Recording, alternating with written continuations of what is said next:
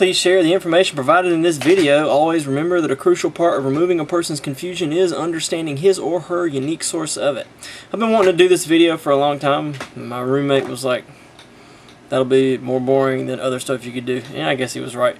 But anyway, secularism is an interesting topic to me, so let's just dive right in. What is secularism? Now, this quote comes from Wikipedia. Jacob Holyoake invented the term secularism to describe his views of promoting a social order separate from religion without actively dismissing or criticizing religious belief. As an agnostic himself, Holyoake argued that secularism is not an argument against Christianity, it is one independent of it. It does not question the pretensions of Christianity, it advances others. Secularism does not say there is no light or guidance elsewhere, but maintains that there is light and guidance in secular truth, whose conditions and sanctions exist independently and act forever. Secular knowledge is manifestly that kind of knowledge which is founded in this life, which relates to the conduct of this life, conduces to the welfare of this life, and is capable of being tested by the experience of this life. So, in essence, the idea is that secularism is the irrelevance of religion. Let's just imagine like this table, and at this table you've got all the major world religions. You've got Buddha there, you've got Jesus there, you've got Muhammad, or maybe a Buddhist, maybe a Christian, maybe a Muslim, and also, you know, of course, an atheist at the table too, because this table is the table where all these worldviews, or maybe they're not all worldviews, but they all would have relevant disagreements. Atheism is going to disagree with Christians and Muslims, but they might have some form of agreement with Buddhists. So all of these are people who have relevant issues to discuss and disagree. And secularism is this idea that there's this other table, and at the other table you discuss secular issues. And the question becomes, well, what kinds of things go at the secular table? Well, actually, in our society, the secular table is getting bigger.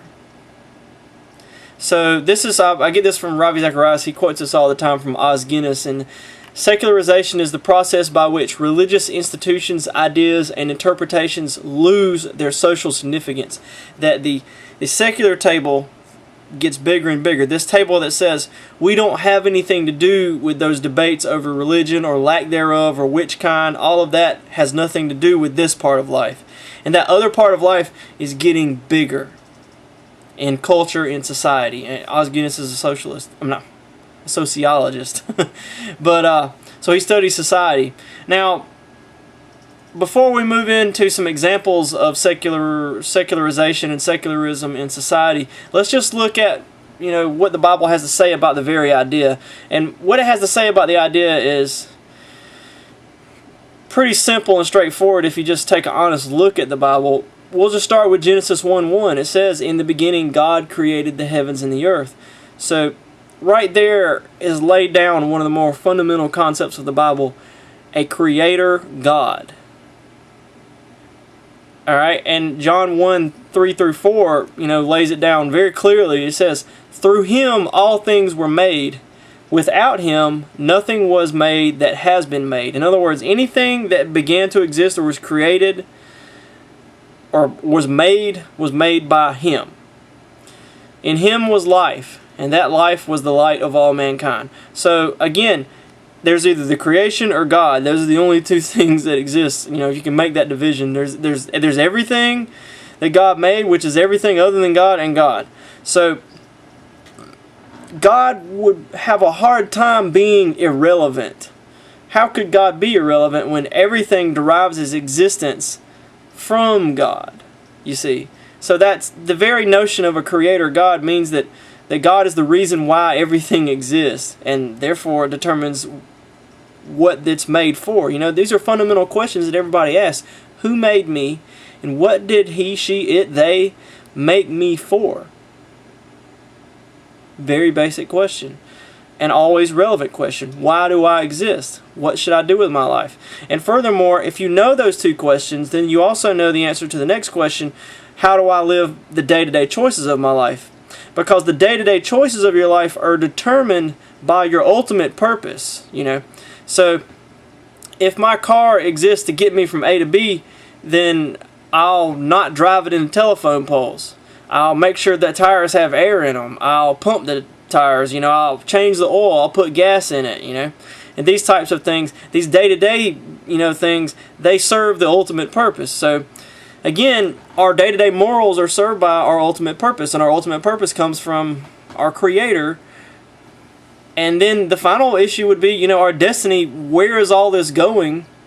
Again, God would control that if He's all-powerful, all-knowing, and, you know, everywhere.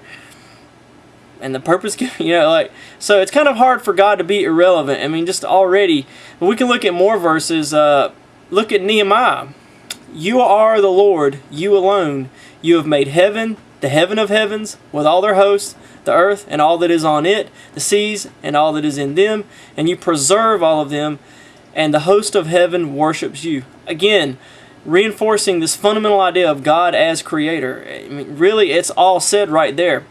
But let's look at Colossians chapter 3, starting in verse 3, and this is one of the more glorious passages. Look what it says. Since then you have been raised with Christ. Okay? Since then.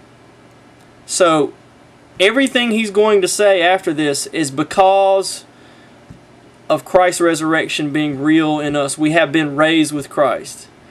You know, and that there's a lot to say about that, but the important point to make for this video is that everything that follows from this is because of that. Because we have been raised with Christ. Since then you have been raised with Christ. Set your hearts on things above, where Christ is, seated at the right hand of God. Set your minds on things above, not on earthly things. For you died, and your life is now hidden with Christ in God. When Christ, who is your life, appears, then you also will appear with Him in glory. Put to death, therefore, whatever belongs to your earthly nature. Sexual immorality, impurity, lust, evil desires, and greed, which is idolatry. Because of these, the wrath of God is coming. You used to walk in these ways, in the life you once lived, but now you must also rid yourselves of all such things as these: anger, rage, malice, slander, filthy language from your lips. Do not lie to each other, since you have taken off your old self with its practices and have put on the new self, which is being renewed in the knowledge of the image of its Creator. Here there is no Gentile or Jew, circumcised or uncircumcised, barbarian, Scythian, slave or free, but Christ is all and is in all. Therefore, as God's chosen people, holy and dearly loved, again, all of this flows from the fact that we have been raised from Christ. Look what he tells us to do. Clothe yourselves with compassion, kindness, humility, gentleness, and patience. Bear with each other and forgive one another. If any of you has a grievance against someone, forgive as the Lord forgave you. Again, the Lord's forgiveness is why we forgive. It references back to Christ. And over all these virtues put on love, which references back to Christ more than anything, which binds them all together in perfect unity. Let the peace of Christ rule in your hearts. Since as members of one body you were called to peace, and be thankful. Let the message of Christ dwell among you richly as you teach and admonish one another with all wisdom through psalms, hymns, and songs from the Spirit, singing to God with gratitude in your hearts. And whatever you do, whether in word or deed, do it all in the name of the Lord Jesus, giving thanks to God the Father through Him. So, that's about as unsecular as you can get. But let's just look at some examples, because what's interesting to me is how pervasive this idea is and how it affects us as people, as Christians. Because remember, secularism is not the idea that you stop being a Christian, or you disagree with Christianity, or whatever your religion is, or even your lack of religion, but it's just that there's this part of your life that has nothing to do with any of that. The reality is you basically become an atheist in that part of your life. You think like an atheist. You reason like an atheist. You have atheist principles, and you rely on not your religion. It's something other than that for how to make choices, what to do, what to believe in, what to follow, ethics, what is right, what is wrong. Those basic choices we face every day, we struggle with, we wonder about. And secularization is the process by which that other part of your life is getting bigger, the secular part, and the Christian part, or whatever religion you have, is getting privatized and getting smaller and smaller and smaller. So that which is most important to you and most meaningful, Christ, is confined to a smaller and smaller box. Now, the classic example you always hear is like, these people, they're just Christians on Sunday and they could care less about it the rest of the week. I'm looking at a little bit trickier.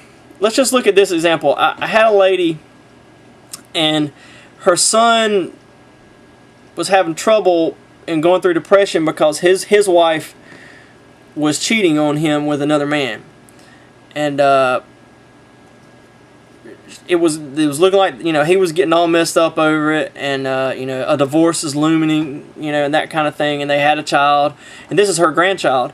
And she looked at me and she said, well, what do we do? And I didn't know what to say, other than, the first thing that popped in my head was, well, are they Christians?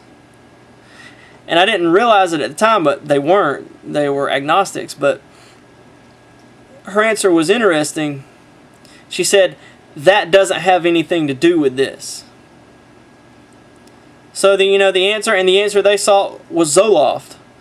I'm not trying to bash Zoloft. I'm sure a lot of people's lives are made better, but the point is that God was not wrong, not to be disagreed with. What the church teaches, there was nothing wrong with it. It was just irrelevant. It wasn't going to help. It didn't have anything to do with this. It's about as blatant as you can get.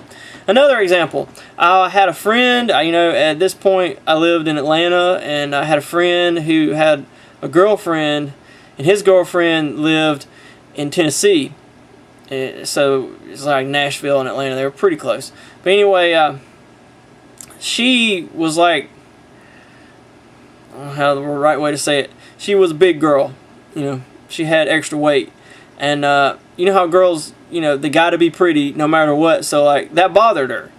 And she was a hairdresser, and so the other girls basically at the hairdressing place were mocking her and saying hurtful and mean things to her about it.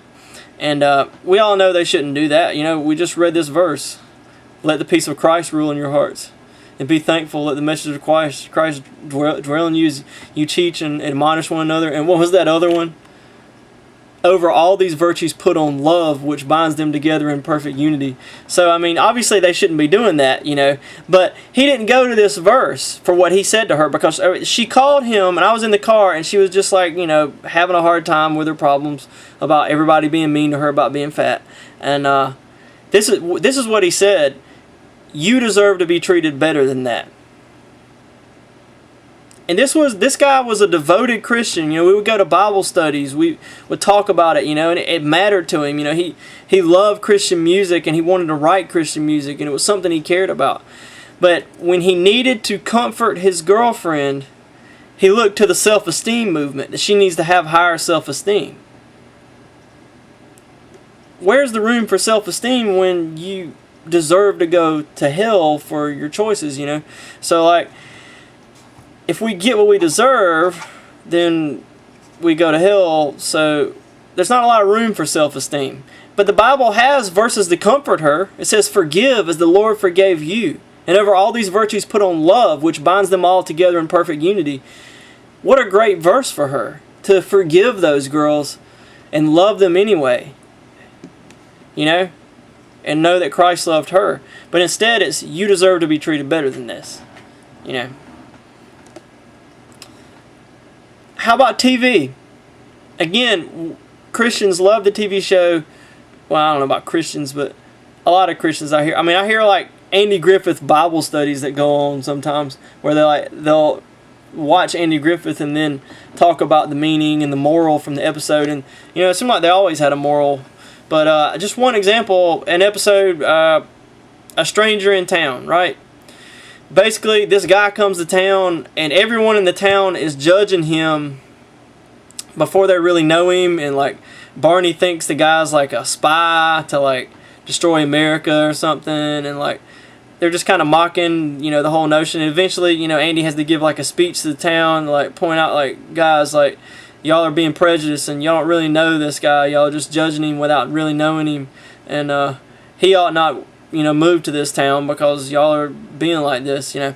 And again, you know, Andrew Griffith Show, that was a good moral message, you know, don't be prejudiced, don't judge people before you know the truth. You know, so that's a good message, but at the same time, there was no need for the Bible to be the basis for why that message was the message. It was a message that you could believe in as a non-Christian just as much. It was a secular message, and it's this idea that we can believe in this, not being prejudiced. We can believe in that regardless of our religion or anything. You know, we can all get along and have the same moral values. Again, for the Christian, our morals flow from Christ, like he said, you know, in the Colossians verse. So let's look at a different example. South Park, you know, so let's fast forward through time to like a radically different show. South Park. Here's an episode. There are so many, you know, just like with Andy Griffith, and both long-running shows. But you have zero friends. And it's this TV show where like it's all about Facebook, and basically there's like a kid on there who, like, you know, he has the hardest time ever making friends. He has no friends. And for him, Facebook is like a link to having any friends at all. And like, it's what he totally needs in his life. He needs that. He needs friends. But then there's another kid on the show, and like, he doesn't want Facebook, but all his friends are just pushing him to get on it so they can, you know, be friends with him on there. And you know, the basic message of the show was that we all need friends, but sometimes the internet can get in the way of our solitude. And that kind of makes sense. Like, sometimes we need some alone time, we need some away time, and if the internet's and Facebook's here to like connect you with people in your life, it's kind of hard to have, you know, some solitude because you're just too busy, you know, being on there. But at the same time, we all need friends, and you know, it's good that things like Facebook exist to help people make friends. And that's a good moral message, you know. I mean, they've kind of got a point. But at the same time, the same thing is there. There's no need to reference Christ for any of that. Christ didn't have, you know, all of this. Jesus, none of it flowed from Jesus. It existed independently, irrelevant to Jesus. So, there's another example. Let's keep going. The Jesus juke complaint. Now, this is one where, like, you have Christian friends, or, you know, you're at church or something, and, you know, we kind of go into Jesus mode when we're having Bible studies and stuff. And everyone's super hunky-dory. We just love Jesus, you know, and everything's great, you know, and like, but then we switch gears when that time's over. We pray our prayer, and now we're back to being, you know, our secular selves. And when you bring Jesus, the Sunday school talk into the Jesus, the secular part of the Christian life, you get complained to because it's a Jesus juke. So like, I had a guy, and he wanted to, he was struggling because he wanted to start like a new ministry at the church. And this other lady was talking with him about it, and you know, she didn't know what he should do. She kind of disagreed with him, but the interesting thing was she said, you know, well, you just need to trust Jesus. And he was just, oh, don't give me that. You know, like, that was offensive. It was offensive to bring up Jesus, you know, or to rely on Jesus, to trust in Jesus. You know, he doesn't have anything to do with this, you know. And that was interesting, and I've seen that more and more as I see kind of the ministry aspect. And this is another example, ministry planning that doesn't need Jesus. You know, he seems almost irrelevant to the planning of ministry. And there's kind of a struggle, like, well, we, on the one hand, we want to do a good job, but on the other hand, you know, we know that Jesus has to help us with things, and that things aren't going to be accomplished just because we want them accomplished. Because really, in reality, people are really complicated, and to minister to people is to minister to something really complicated. You know, and people's lives are complicated, and there's a lot going on in our lives, and it's far beyond our power. We can do it the best we can, but come on. But I see that more and more, ministry planning that doesn't need Jesus, and that's kind of an example where you start to see hopelessness. And I see that in people in ministry. They feel defeated and hopeless, right? Because Jesus is not brought into their planning at all. And there's not really a faith that He's going to help, or that He even is here helping. You know? Another example I saw was, there's a verse, I think it's in Philippians, it says, think of others as better than yourself. Go look it up. But I had a group of middle school kids, so they were like, I think 12 to 14, that's middle school, and doing a class with them, and I brought that verse up, and I said, guys, what does this verse say? Think of others better than yourselves. And I was like, what does that mean? And they're like, one can be humble, you know, and be respectful of other people, and don't put yourself over other people, and you know, all the stuff he's supposed to say. And like, he's saying it, but because of secularism, he can say it, but that verse has no power over his life or any of their lives. So I have to kind of connect that verse to their lives, you know, bring in the relevance. I'm not going to, when I say relevance, you know, I'm not going to like change the verse to be what they need it to be in their lives, but show how it connects to and disagrees with everyday life. So like the easy example was sports. I just said, who in here likes sports? Every kid just raised his hand. Yeah, me, I like sports. Except the girls. But they like the guys that like sports. They know about sports. Anyway, and I said, what do you call people that win? Winners. They all just like, yeah, winners, winners. And I said, what do you call people that lose? And then like everybody got losers, you know. And so I said, I read the verse again. Think of other people as better than yourself. And I said, what do you call people that win? Winners. And I said, I'll read it to you again. Think of others as better than yourself. So the power of the Scripture to change our lives can be lost because that whole Scripture and Bible world is in this little box, and that doesn't have anything to do with the rest of your life. And that's something that I find very interesting and important to bring into any Bible study, any preaching, any discussion, and I don't see enough of it. You know, I see a lot of preaching that's just like, follow Jesus with all your heart and come to church and be devoted to God and get right with the Lord and, you know, all that stuff. Those are good things. And they make the general point. But if we don't connect them to the specifics in people's lives, then because of secularism, people will just think they're good Christians, or they'll think that all that stuff you're talking about following Jesus, that, you know, that just means go to church and, you know, care about that church stuff. But it doesn't mean anything. You know, when the Bible has a lot of commands other than just go to church. You know, like these commands. Clothe yourself with compassion. Do we really do that? With kindness. When someone asks you for something, do we help them, or are we selfish? Because that's the opposite of compassion and kindness. Selfishness. Humility. Humility. You know, how often do we not want to even... I've seen people, Christians, who don't want to engage in a conversation if they don't feel like they're the smartest in the group. But the Bible says humility, gentleness, patience, bear with each other and forgive each other. You know, that's one thing Christians don't do a lot.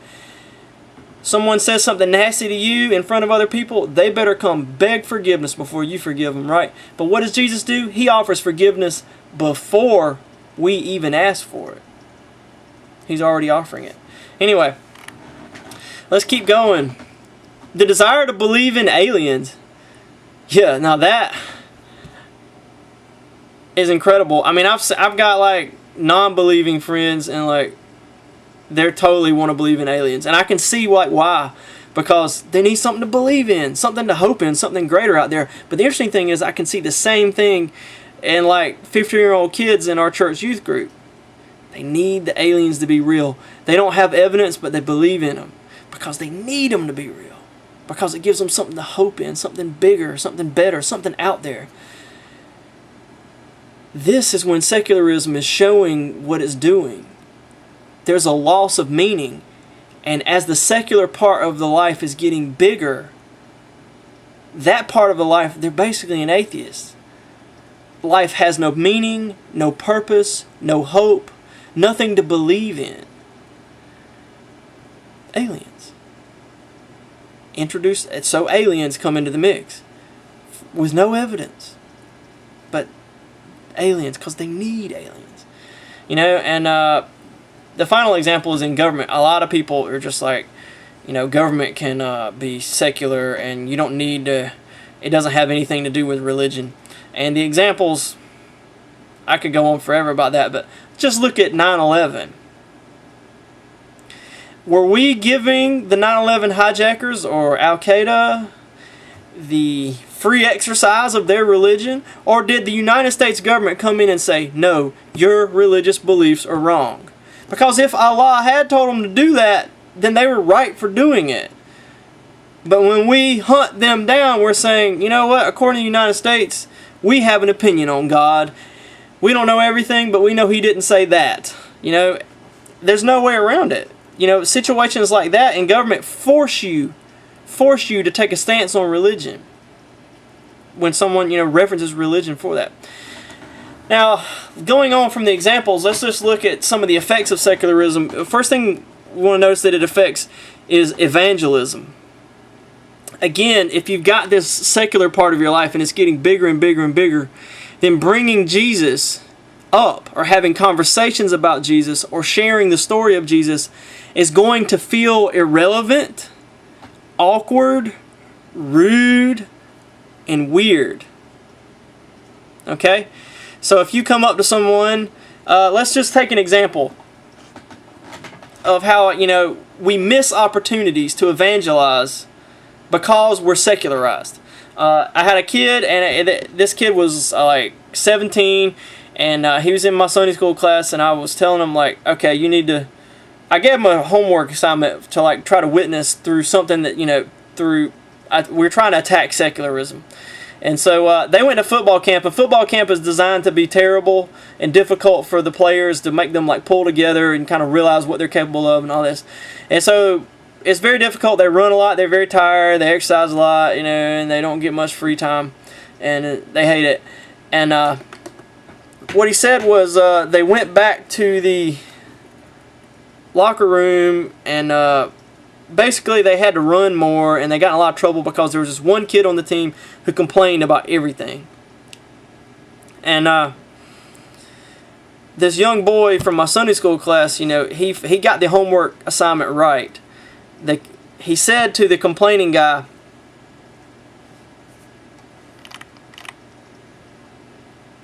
and whatever you do in word or deed, do it all in the name of the Lord Jesus, giving thanks for through Him. I think if he actually, no, he didn't say that. It was, what's the one? I think it's Colossians 2:23, or is it Colossians 3:23? No. Yeah, there it is, Colossians 3:23. Whatever you do, work at it with all your heart as working for the Lord, not for human masters. Okay? So, he's saying, don't be a person who complains, but work hard. Be a person who works at it with all their heart as for the Lord, not for human masters. Okay? So, he took a situation where someone was complaining about football camp. And he could have said, come on, don't do that.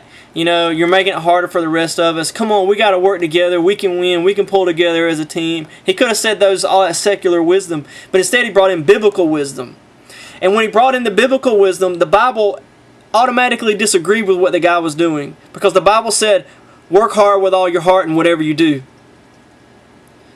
So now the question that comes up in the conversation is, A, does the Bible really say that? Which would be a good question, right? Because then they're going to whip out their Bibles and at some point and read their Bibles together, and that is a starting point for evangelism. Or he could say, well, I don't believe in the Bible. You know, he might accept that it says that, but he just has a problem with believing in it. So again, they're getting at the heart of the issue. This guy's not a Christian, and that's why we disagree on how to live our lives. You see? Another example, I was a meat cutter. Actually, I was wrapping hamburger, and we're like in the meat room. I was at a grocery store, and people are outside, you know, shopping. In the meat room. We're kind of isolated, so the guys would all talk. And I'm wrapping the hamburger, and all the older meat cutter guys like, hey, come here, hey, and they all go to the window. I don't know what it is. They're like, come here. And I go and I look, and there's just a pretty girl walking by. And they're all wanting to hoot and holler and make racket about how, you know, pretty she is. And I was in college at the time, so, you know, there were infinity of pretty girls around me. You know, because I went to a school that had like 5-to-1 girls to boys. But anyway, I just went back to wrapping the meat, and they looked at me like I'd lost my mind, and they said, "Come here, come here." And I said, "Well, guys, I mean, I believe the Bible, and Jesus said, you know, anyone who looks on a woman with lust in his heart has already committed adultery with her in his heart." You know, something to that effect. I ain't not getting the quotation exactly right, but you know, they looked at me like I was crazy, and from then on I was labeled as a Jesus weirdo.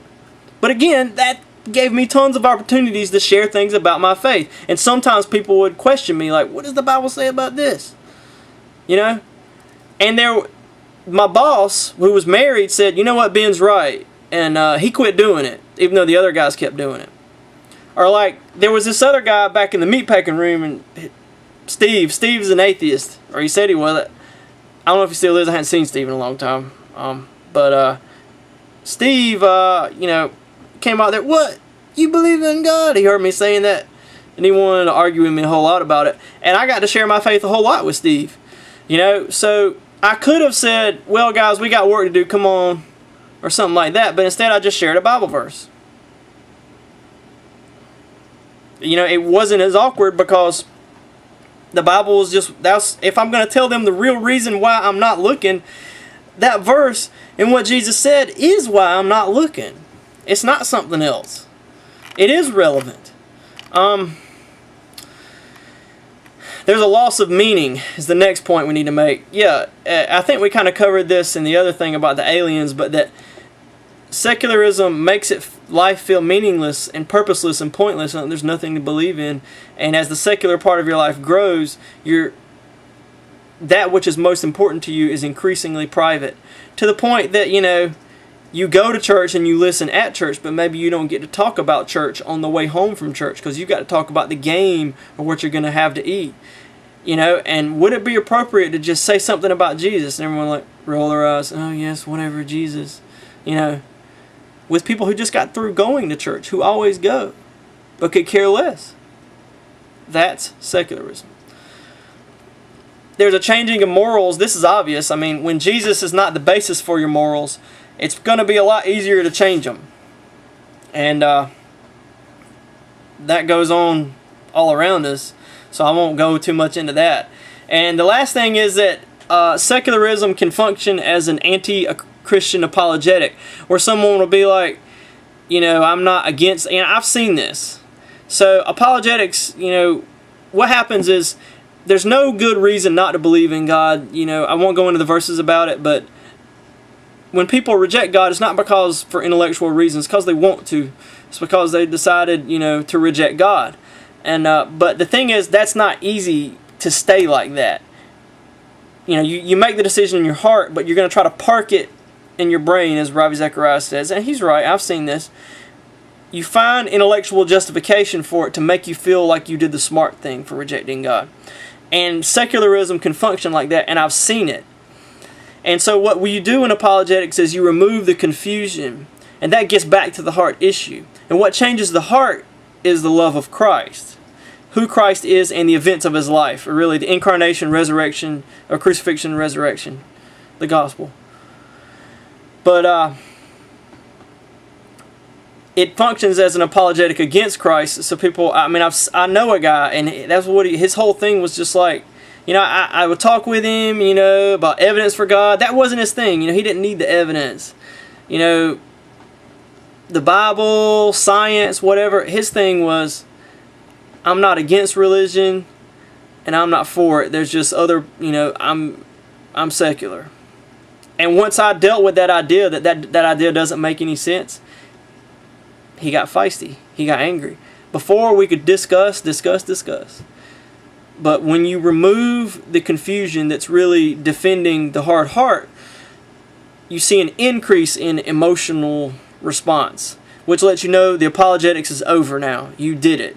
You know, that's done. You remove the confusion. They get it now. Now they're angry.